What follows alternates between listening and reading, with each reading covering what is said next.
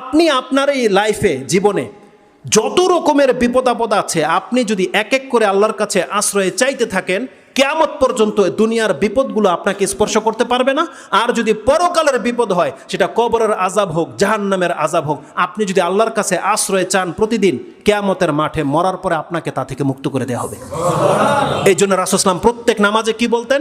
আল্লাহুম্মা ইন্নী আউযু বিকা মিন আযাবিল কবর, আল্লাহুম্মা ইন্নী আউযু বিকা মিন আযাবিল জাহান্নাম। এগুলো থেকে রাসূলুল্লাহ সাল্লাল্লাহু আলাইহি ওয়াসাল্লাম আল্লাহর কাছে আশ্রয় চাইতেন। এবং তিনি আশ্রয় কি চাইতেন? আল্লাহুম্মা ইন্নী আউযু বিকা মিন ফিতনাতিল মাহিয়া ওয়াল মামাত, আল্লাহ আমার জীবন এবং মৃত্যুর ফিতনা থেকে আমি তোমার কাছে আশ্রয় চাচ্ছি। এই হাদিসগুলো আপনি কখন বুঝতে পারবেন? এই হাদিসগুলো দিয়ে বুঝতে পারবেন যে মৃত্যুর ফিতনা কি।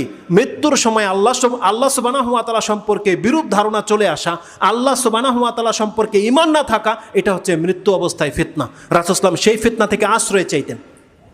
এবং রাসূলুল্লাহ সাল্লাল্লাহু আলাইহি ওয়াসাল্লামের আরেকটা হাদিস দিয়ে আমি আপনাকে প্রমাণ করে দেব যে রাসূলুল্লাহ সাল্লাল্লাহু আলাইহি ওয়াসাল্লামের ঈমান হলো, এবং আমাদের জন্য যে মেসেজটা রাসূল সাল্লাল্লাহু আলাইহি ওয়াসাল্লাম রেখে গেছে, রাসূল সাল্লাল্লাহু আলাইহি ওয়াসাল্লাম আমাদেরকে শিক্ষা দিতে চেয়েছে যে প্রত্যেকে জেনে রাখো, মৃত্যুর সময় কিন্তু শয়তান উপস্থিত হয়, অতএব তোমরা ওই অবস্থা থেকে আল্লাহর কাছে আশ্রয় চাও। ইমাম আবু দাউদ রাহিমাহুল্লাহ হাদিসটা কি কোট করেছেন, আপনি সালাতের অধ্যায়, এটা হচ্ছে তার 2 নম্বর অধ্যায়, 367 নম্বর পর্বে 367, হাদিস নাম্বার হচ্ছে 1552, এবং নাসাইতে রয়েছে হাদিসটি 1552। এই হাদিসের মধ্যে আপনি পেয়ে যাবেন রাসূলুল্লাহ সাল্লাল্লাহু আলাইহি ওয়াসাল্লাম থেকে আবিল ইয়াসার তিনি বর্ণনা করছেন, কানা আন্না রাসূল সাল্লাল্লাহু আলাইহি ওয়াসাল্লাম কানা ইয়াদউ, রাসূল সাল্লাম যেই দোয়াগুলো আল্লাহর কাছে করতেন তার মধ্যে একটা দোয়া, যেটা আজকে এখান থেকে মুখস্থ করে যাবেন।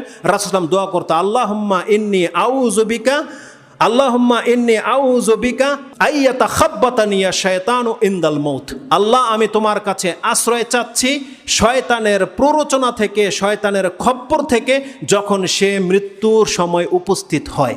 তার মানে রাসূল সাল্লাল্লাহু আলাইহি ওয়াসাল্লামের হাদিস প্রমাণ করছে যে মৃত্যুর সময় শয়তান উপস্থিত হয়।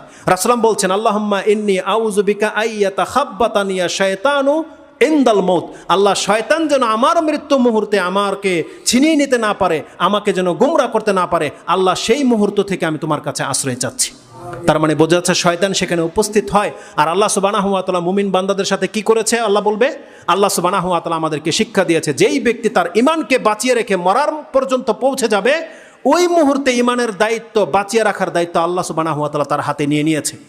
আল্লাহ বলছে তুমি তোমার ঈমানকে বাঁচিয়ে রাখো, মৃত্যু মুহূর্তে বান্দা, যেহেতু আল্লাহ বলেছে আমি তোমাকে সার্বিক নিরাপত্তা দিয়ে দেব, এটাই হচ্ছে নিরাপত্তার গ্যারান্টি। যার ঈমান নিয়ে সে মরতে পারবে, সে কবরের আযাব থেকে বাঁচতে পারবে, জাহান্নামের আগুন থেকেও সে মুক্ত হতে পারবে।